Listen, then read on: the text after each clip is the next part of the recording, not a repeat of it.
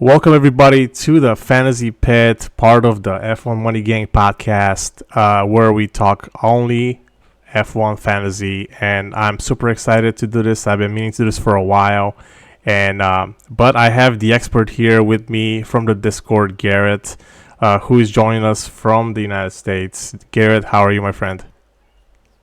I'm doing well. Thanks for asking. Yeah, just got done watching the sprint and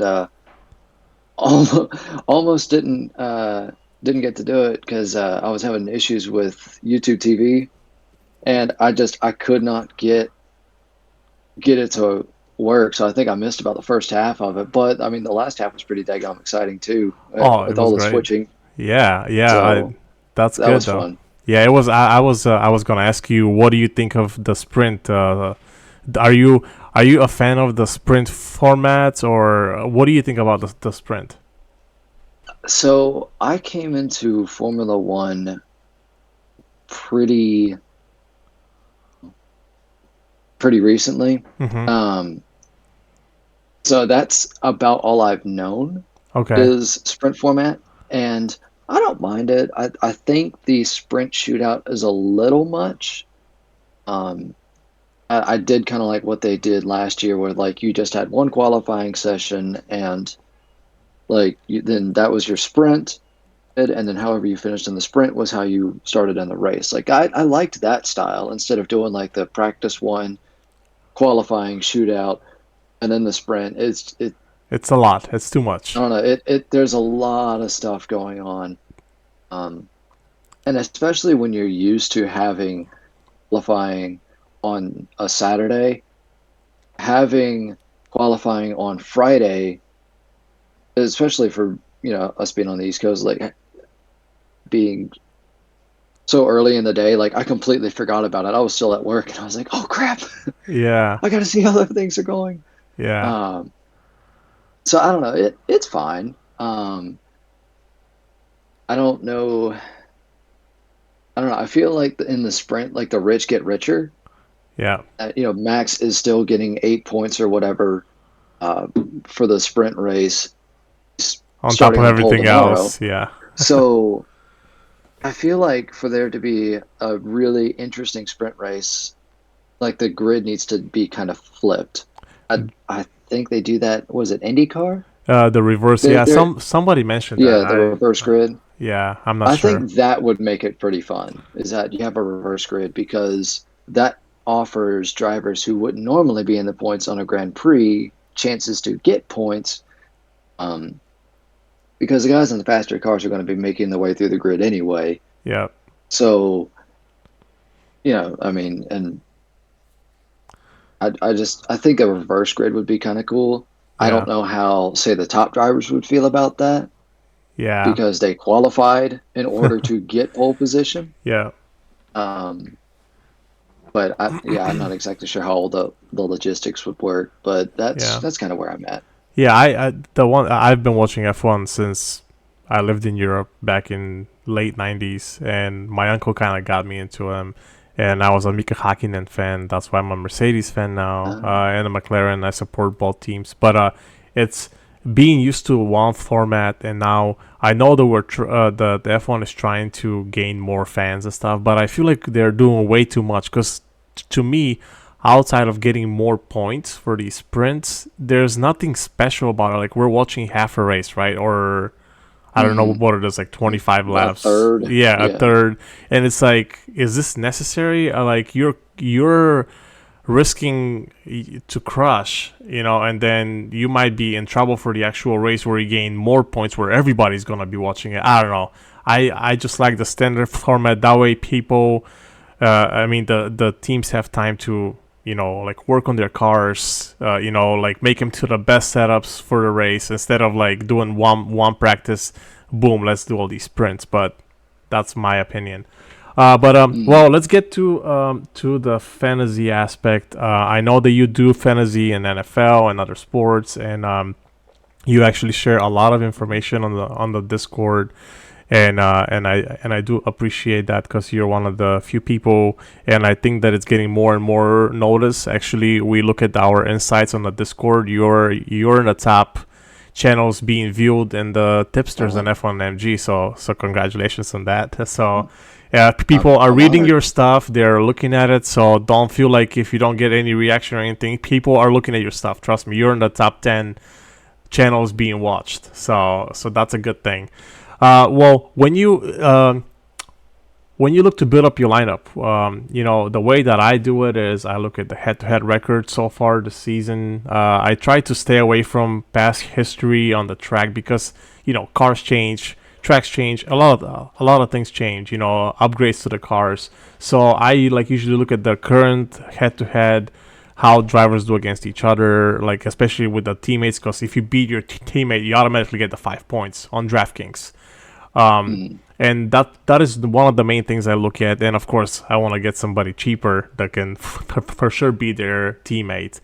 And the other one is I look at who I expect to win the race, and like usually I want to have that guy in my lineup, either being a captain or not.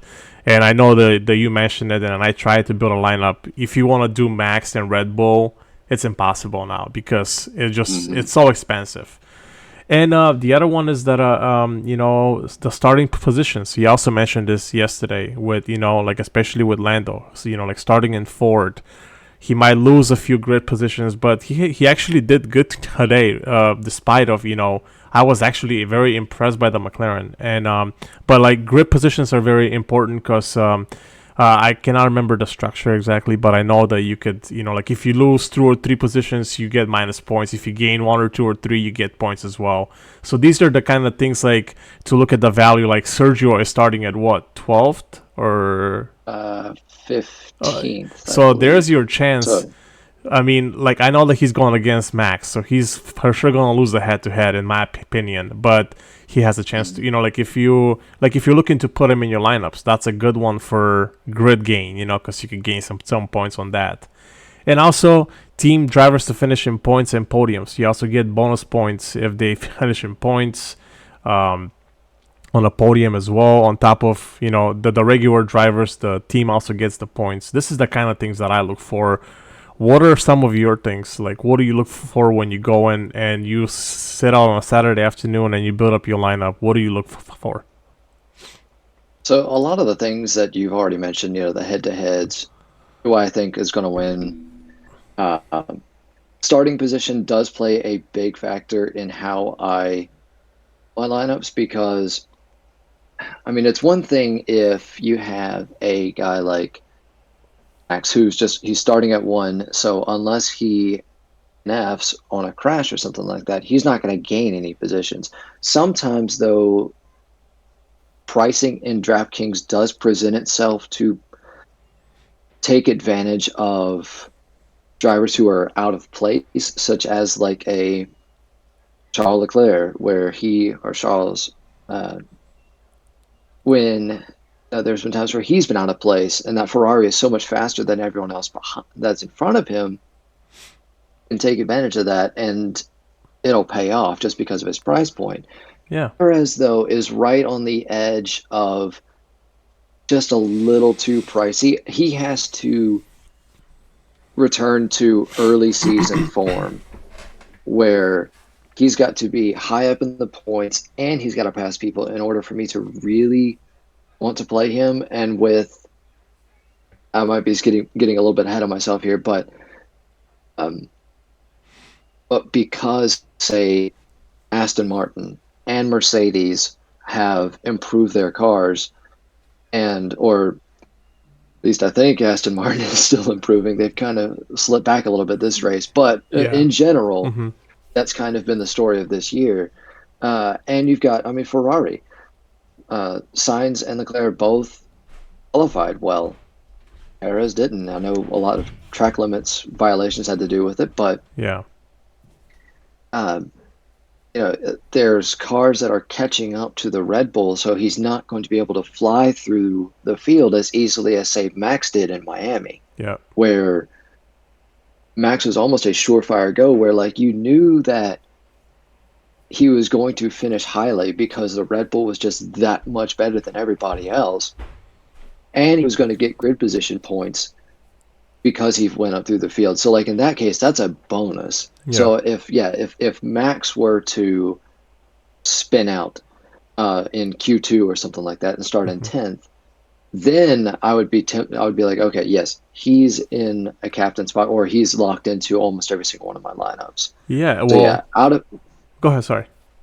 out of position, if the price point makes sense, then I will take advantage of that. However, sometimes if it doesn't, say like a Russell, this race, like I'll have him in some, but I don't think he's going to get enough up the grid in order to justify a lot of exposure. Yeah. Um, so Well, anyway, that's like the other thing that you mentioned, and I'm kind of very torn like right now because I always look at price points where they were the previous race, where they are now, how the salary cap has increased or decreased. And you mentioned the Ferraris. They had the team. Like they had the upgrades down the last few races. The Ferrari did really good here last year. As you mentioned, they qualify really well. How would you handle? Because I'm looking at the salary cap. Both Charles and I'm gonna call him Charles because that's his name. Sorry, Charles Leclerc and Carlos Sainz. They're both dropped in salary by $400 on DraftKings, which means that we're getting a value here in picking mm, those guys. So if it's you, I know that we're talking about like the amount of exposure to each guy being selected in each tournament. You have two really good guys that are starting, I think, second and third. Who do you pick in your starting lineup here? Because they're both are going to have a good race, I think. mm. Outside of if they don't So disqualify or something like that. yeah, so I'm leaning towards Charles in this situation just because he's starting ahead of Carlos and he's just a better driver, um, in my opinion, and that's probably the opinion of most. Yeah, Not to say that Carlos is a bad driver, but it's just yeah, one is just better than the other. So even though he's a little bit more expensive, I'll take extra. Let's say he finishes in second. If they stay where they are right now, if mm-hmm. they finish in second and third, Charles will outscore Carlos by, if I'm my math right, about 8 points. Yeah. I'm looking at the And prices now. He is a lot more is expensive. Yeah. 8 points can mean the difference. Now, I do not remember the price points off the top of my head. Let me pull It's that up real quick. I have it 7,400 for Carlos and 82 for Okay. Charles. So yeah, I mean, $800 difference. I mean, because of how DraftKings has things priced out, Mm-hmm. you can fairly easily fit Charles in your lineup. So Yeah. if I go down to Carlos, the money I'm saving, I don't know if I can make up the point differential Yeah. with, say, instead of Charles and a cheaper driver Mm-hmm. versus Carlos and another mid-level driver. Yeah. I don't know if the money that I'm saving to get up to that mid-level driver will make the difference, especially because you got a guy like, say, Albon, Mm-hmm. 4,400, where more than likely he's going to have 6 points. One because he finished, and five additional points because he beat Logan. Yeah. So I would For a rather go lot for that cheaper. Yeah. approach versus someone like, say, Carlos and a, I don't know, maybe like a Lance Stroll or an Ocon or something like that. Yeah. Because even though Ocon is a good driver and he could finish in front of Gasly, if he doesn't, he's only, those guys are, I believe, only getting us 8 points. As I don't think, if all goes according to how I think the race is going to go, they're not going to beat their teammates. Yeah. So it's kind of a question of like the money saved versus the points gained, Yeah. the opportunity cost of the drivers plays a um, big factor in how I construct my lineups. Yeah. And yeah, like normally I try my best to pair a driver with my constructor. So if I have Mercedes, I'm more than likely putting in a Lewis Hamilton or a George Russell. As your As captain, you you mean? that stack. Yeah, I mean, and I Or won't even or just do anyway. it with the Mm-hmm. captain. It depends on the lineup construction. Sometimes, if at all possible, I do like to have captain and constructor act. But again, like say with Max this time around, you literally cannot build a lineup if you do Max at captain and Red No, Bull constructor. he's It over is it is 21,000, I think, or something mm, crazy like it that. is. I mean, I tried it. It is literally impossible. Yeah, Like you have no money for your fifth driver. yeah, Um, so in that case, you can't do it, but you can still stack Max hmm, just as not not as a captain. yeah, Um, but yeah, I like to stack my driver, at least one driver with my constructor in my lineup as well. Sometimes just to do something a little bit funky, yeah, I'll switch it up. Like if you want to do, say, a Hamilton, and then we fit in like a Max, and then Sonoda at captain. I think I have one. I'm trying to remember it off the top of my head, but I think I have a lineup like that where yep, I've got Ferrari as a constructor, but that's because I think that and Carlos are going to finish better than Mercedes of course, as a team. yeah, So I can kind of get away with using Lewis and Max instead of say Max and Charles or Lewis and Charles. yeah, Uh, but yeah, there's some nuance that goes into building lineups. But yeah, I mean, it just boils down to where are the drivers starting, yep, how do I think the race is going to go, hmm, and um, and just I mean, how good are the cars? yeah, yeah. Oh yeah, of course. Because Like you never know when a DNF is gonna happen. That is out yeah, of anybody's control. So yeah, you could pick anybody, and it could start raining, and then boom, you spin and you hit the wall. hmm It's how it works. Well, when we're talking about that, with this weekend, I like I'm going here with Mr. Obvious, but I'm picking Max in all my lineups because he just looks very good out there, and I was looking at some of these trends, and I'm not picking him as a captain because I can't afford to do the rest of the things I want to do as I expect him. hmm But I do like Max in my lineups here. He has won 6 out of the 8 races. He has beaten Paris 6 out of the 8 races. Outside of 2 races where Max finished. I can't remember third or something. Like when Paris won the couple hmm races or second maybe. Uh, And Baku, I think he was second, yeah, and then was it Saudi? He was also second. yeah, it was one of those early on. But yeah, he's always on podium, so he's gonna give you those extra bonus points, and also laps led. That's another stat that hmm DraftKings give you 0.1 point for every lap they lead, and Max has led 358 out of the 487 laps this season, so that's something to consider. Um, I like this a lot. I think that you mentioned that you are you gonna have him in your lineups, in any lineups? Yes. Okay. um, while I don't, let's see.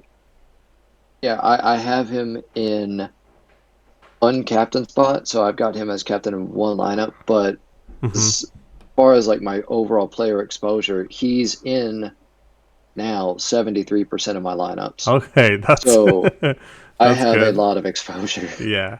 Well, Um, that's good. which could either, I mean, it can, depending on, and this is where like my NFL DFS comes into play. Like he doesn't hit if he does have, I mean, not that this is a high possibility, but if he does not finish the race, like most of my lineups are sunk. Oh yeah, and and But and I think everybody else's will be though. In that oh case. yeah, but yeah, that's exactly it. Where like everyone else is also going to be sunk. So it kind of evens itself out. Yeah. And that's where another thing about setting your lineups and picking your drivers is something called eating the chalk. Yeah. Yeah. Chalk is just a way to describe players that are basically used by everyone. Yeah. And versus NFL versus F1. There's only 20 drivers to pick in F1. There's hundreds of players to pick in I was In Formula One, NFL, yeah, NFL. yeah, So rosters are not as condensed as Formula One is, but there are still players that in specific matchups that can be extremely good. Not now, I mean like NFL, Derrick Henry, like if he was to go up against a really bad run defense, like everybody's going to be of playing him course. That'll be the in expectation. cash. And yeah, because especially in cash lineups where you're only trying to beat 50% of the field, you have to play him Yeah, because everyone else is going to be. If he fails, then congratulations. So did everyone else. yeah, Now hope that your other guys make up the slack. yeah, Um, so I'm not terribly concerned. There's a few times where, I'll realize that I'm a little overweight on a driver, whether it's, I mean, I just because of when I first started playing F1 DFS, it was when was just consistently, not that he's not consistently beating Logan, but consistently beating Latifi and just giving you really cheap points early on last year in DFS. So like I kind of fell in love with Alex Albon there. So I've got to watch like my driver bias yeah. with him, and not get myself overexposed because I mean he's had mess ups this year Of that course, yeah, if I'm a little bit too overexposed, then that could sink. As I can go with other drivers that are similar price point, get similar points as well. So I need to watch myself being like, okay, look, don't always go for Albon. There's another guy, such as Bottas, who, though he's been inconsistent, can still finish with the same amount of points as Albon, yeah, similar price, and that limits your exposure and thus limits your risk. yeah. We'll still, like get you the same amount of points or close to.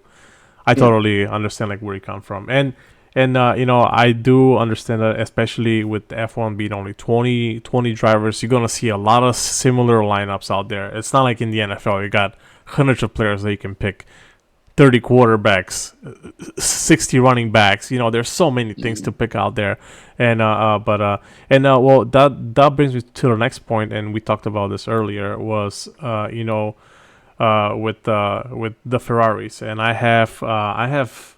have signs in a lot of my lineups because I was looking at the stats, and he has beaten Leclerc 6 out of the 8 races this season head to head, which gives us those 5 bonus points. He doesn't have a podium yet this year, which I'm not too concerned about because he did look very strong this weekend. But he has finished in the top 6 in 6 of the 8 races. He's consistently in the top 6, or I would say, like he has. I from what I saw this weekend from him was he beat Leclerc in almost every session outside of the qualifying Q3, and like in the practice he beat him. Even in the sprint shutout, I did not watch it because it was at 6 a.m. local time here. I was not up for that. But I did look at the stats, and he beat him in every session. And then, of course, he looked very strong, I think, in the sprint race as well. So I'm going to have Carlos in a lot of my lineups as well. And I know you like Leclerc. I'm going to have him there as well. But I prefer, I prefer him for cheaper. And that way I could slide somebody like Bottas or Albon, or like somebody else that I can think that is going to be their teammate. And the other ones that I like here is Lando Norris, and I'll let you speak on that one as well, because I know that you kind of have a love-hate relationship of picking him because of where he starts and losing a position. But I do like him a lot. The McLaren looks very, very strong this weekend as far as the performance of the car. He's starting fourth, I think. I can't remember. Yes. Yes, so fourth. So I'm a little concerned about the grid position, that he might lose a few spots, but I think that he's gonna finish into points without an issue. He's gonna beat up Piastri, even though Piastri has been surprising to me, has been doing really well. But I do have Norris as a captain in one of my lineups, just so I could save money to insert somebody like like Max or Charles or Carlos. What do you think about that one? What do you think about Lando Norris? So real quick, just going back to Charles and Carlos, like I cannot argue with you as far as the stats go. Like everything says that you probably should play Carlos. It's more of a gut feel for me. Yeah. Um, just because like I saw their performance all of last year and how Charles was just a better driver overall. But again, things change from year to year. Of course, yeah. So yeah, again, I can't argue with you there. Um, but as far as Norris goes, the reason I'm having love hate with it is because like such a good driver. Like even though the McLaren is this time around, oh my gosh, they have not done him justice. Like so good and talented, but I'm also worried about the guys that are behind him, such as guys like Fernando Alonso, and I'm not worried about Lance Stroll, who's also behind him. I just Shots even though fired. Stroll did well, even, even though Stroll did well in the sprint today, I don't think had that race gone on much longer, I don't think he would have been able to hold off Alonso No. for much longer. Um, and there's only so much you can do in 24 laps. So, and yeah, I'm not trying to be too biased about what I just saw in the sprint because Norris did hold his own until the soft tires started coming out, and then that's when he started falling out down the grid because he was on inters. So I'm not holding that against him. Yeah. It's more of until I see it happen in a Grand Prix, I'm holding my breath. If it is in fact the new McLaren has kind of come out and they're solid, and I might be more apt to selecting Norris in future races. But yeah, that's the reason that I'm kind of iffy on selecting Norris a lot. I still have exposure to him, but I'm not pounding the table for Lando Norris and DFS this week. Is just because he's got guys like Alonso behind him. He's got Lewis Hamilton is right on his tail. Yeah. Then you've also, I mean, if Perez decides to become sprint shootout and sprint race Perez Yeah. instead of the Perez that we've seen over the past few weeks, then he's in a Red Bull, which is extremely fast. Max won by what was it, like 20 seconds or whatever Yeah. in 24 laps. So Perez can even get some of that out. Then Norris could be hitting with Russell, Hamilton, Perez. I'm trying to see if Ocon. there's anyone else that I really. Ocon, yeah, that's another. Gasly's Like, up there I mean, too. Gasly's up there. I think Gasly and Norris are driving similar tier cars. Hmm. So I'm not too concerned with say Gasly coming up Hmm. until he starts getting passed. So like once he starts getting pushed down the order, if say Alonso and Hamilton get past him, now he's back in sixth, Hmm. and now you're going to start feeling pressure from some of the guys behind you, like Russell, Perez, and even say Gasly or whatnot, Hmm. and potentially Lance Stroll. So I think that he could fall back in the grid a little bit, and with that comes negative points. Yeah. But he can still become a value if he does finish Tops. at least in the Yeah. points. Yeah.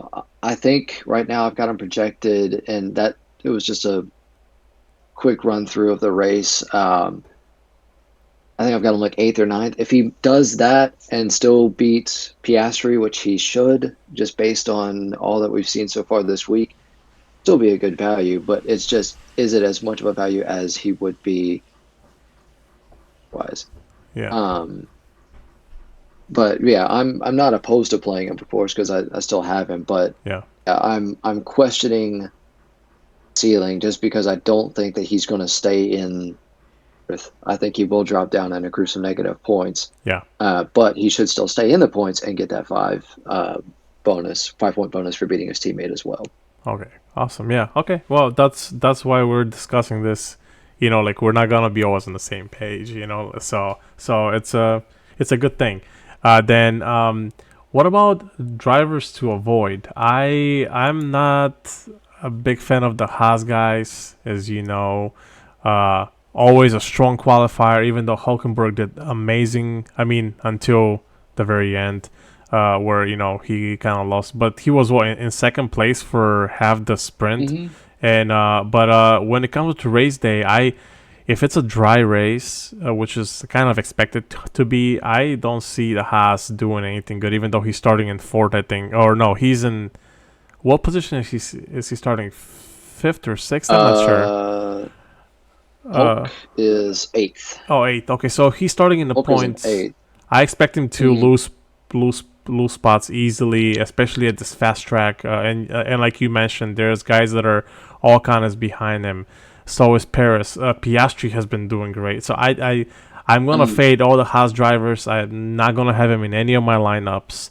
Uh, Nick DeVries is another one that I'm staying away from. He has not impressed me at all year long. I don't think that he's going to be in F1 for too much longer. But I know that like he had the highs of coming in and everybody was excited. But I'm staying away. I think that Yuki's the way better driver. Should easily beat him in head to head. And I just can't see Nick doing much better from where he's starting. And Logan Sargent. I mean, unless Albon crashes, I just can't see Logan even gaining grid spots from the back. It just has not impressed me. I know that it is kind of sad to see him on the back, because I could genuinely see he tries hard, but it's just the car that he's got. And those are my drivers and teams to avoid. What about you? What do you see? Like, what are a couple of people that you want to avoid this weekend? Yeah, I mean, just to echo you, Haas. I'm out on them this week. Because yeah, I mean, you mentioned some of the guys that were behind him, such as Russell, Perez, Oh yeah, Russell's there too. I Gasly is right behind. forgot. Yeah, Russell, Perez, Gasly. Let's not even forget how good Albon's been in that Williams. yeah. And I don't know if Logan has gotten those upgrades But you yet, love or if Albon, he's so still I trying don't to know figure if that out. But you love what's Albon that? though. I don't wanna. I I don't wanna I trust you do. on that I one. do. Sorry, I cut you do. up. Go ahead. No, it's all good. Um, but yeah, driver bias aside, like Albon has been very impressive over the last couple of, I guess, one Grand Prix and then one sprint. Yeah, But I mean, he's qualified 10th. I think he was in the points yeah. He was last to race. start Yeah, in. He was last race, and then I think in the sprint shootout, I think he qualified in the points. Now he it's fell out of it yeah, because of all the whole pit stop yeah. thing going on, but he was still doing pretty well overall. So he should pass the So, Haas easily. You're saying? so I imagine that he's going to pass fairly easily, especially in the straights. Um, so yeah, Hulk is going to fall down, but a little bit higher profile driver that I think can be avoided this week is Lance Stroll. I'm not really feeling it with him this week. I think he's going to drop down a few places just because I like balance and cars of the drivers behind him, Hmm. such as, and I know I'm sounding like a broken record here, but Perez and Russell especially. To mention his teammate Alonso, who is directly behind him, and I know going into turn one, Alonso's just going to send it and try to pass him. He can get up onto Hamilton's tail. So if Stroll does in fact fall back in the grid a little bit and doesn't beat his teammate, he's only looking at a couple of points in DFS, and that's really not going to pay off at his price point of D400. I think right now I've only got him projected for, I mean, EB3 max, but and that's only if the race goes as I think it does. But he hasn't impressed side of a good performance in, oh shoot, was it Miami that Alonso decided not to fight and let him go and let Lance go through? That was Because other than that, yeah. There was one race. Yeah, he has consistently beaten him. I think it was only one race. yeah, I don't know if it was Canada.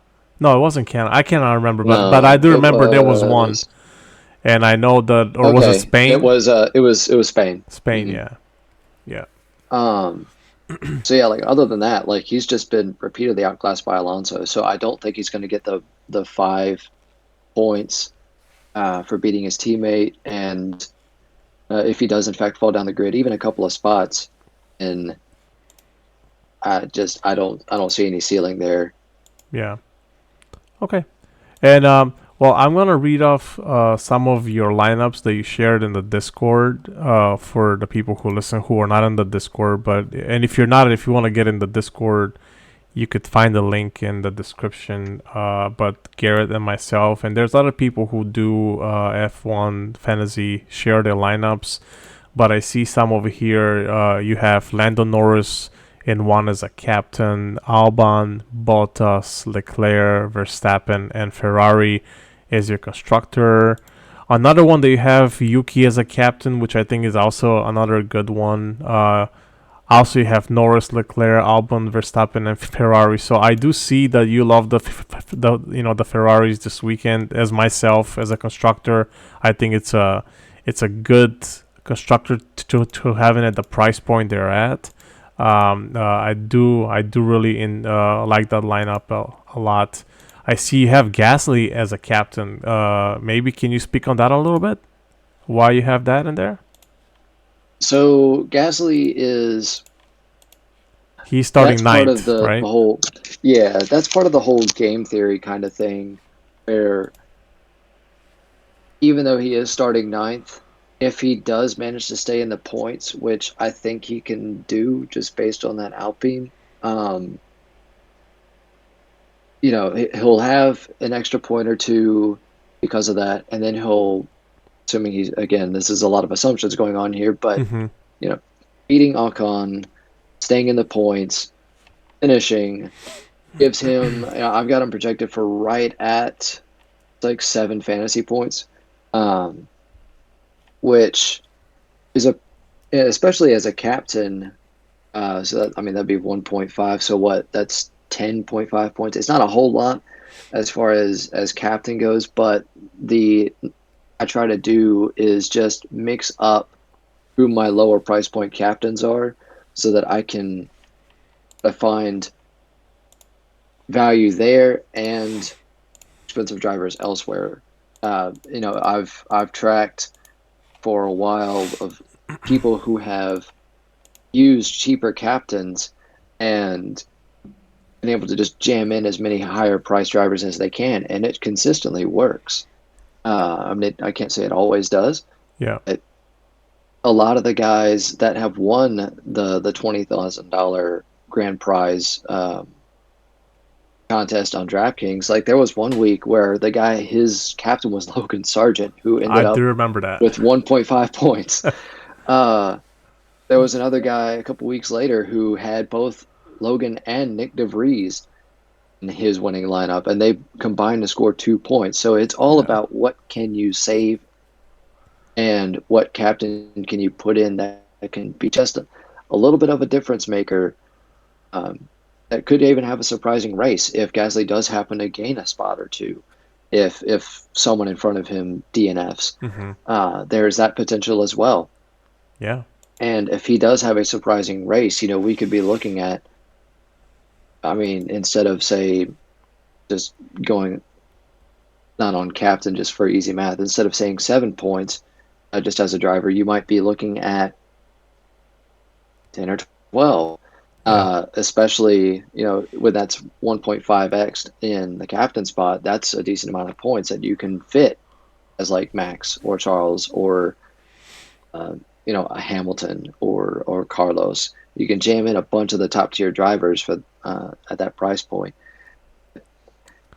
I don't know. Gasly, I think for me, it's more of potential points finish, where as a guy like Sonoda, I think is just, even if he doesn't qualify well, he's consistently shown, like he's kind of the opposite of Haas, where like Haas qualifies well and does not do well in the race. Yeah. He qualifies okay and then does well in the race. And he has consistently Um, been in the top 12 all so year. Yeah. yeah, So I'm expecting, say, guys like Sonoda to be good as a captain because of them in grid or gaining grid positions Mm-hmm. and beating guys like Nick DeVries. Um, Meanwhile, Gasly, I'm expecting he may only gain a spot or two.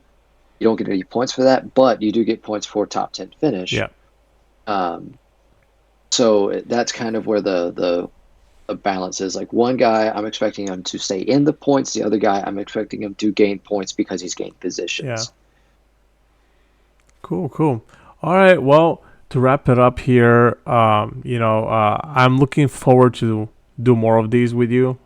This is a lot of fun. I like these, and we talk with with the crew and the Discord. I think it's F1 Fantasy has gained a lot of steam, and I like it a lot, and it's fun to kind of like watch and track how your drivers are doing as the race is going on, and seeing your name being on the top.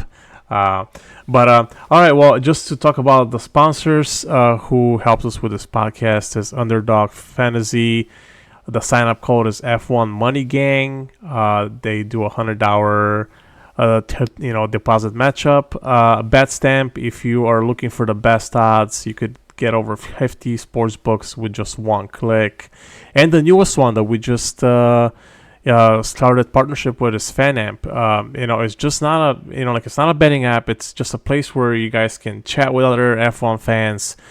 People share their pictures at the race where they're at, no matter where they are in the world. Meetups with other people from the app. There's up to date news. There's podcasts. There's picks. There's all kind of contests. So join in the link in the description at FanAm. We're super excited. They're a super cool group of guys. And Grid Rival, they are the home of the F1 Fantasy League for F1 Money Gang. I unfortunately cannot use it because of my state. I know you guys are using it. So if you're not in it, get in it. It's a lot of fun. Also, Grid Rival it's also a very cool group of guys as well. So Garrett, thanks for having for coming on. It was great to have you on the podcast. And any final thoughts before we hang up? Yeah, just wanted to mention real quick. I do also cover Grid Rivals on the Discord. Yes, you do. That might have already been somewhat obvious, but needed to go without saying. But yeah, I cover Grid Rivals on the Discord. And of course DraftKings DFS. So having a lot of fun doing it, and thanks for giving me the opportunity to be on. Awesome, man. You can find me on Twitter, where I'm also posting stuff all the time about Formula One and football as well, because I can't help myself. What is your tag? Because yes, give us your tag on Twitter. Yeah, at Garrett BFF. All right, and I'll have it in the description as well. And 2 T's. All right, awesome. I'll have it in the description as a link so people can follow you on there. Well, thank you for everything, and until next time, all right? See you later, man. All right.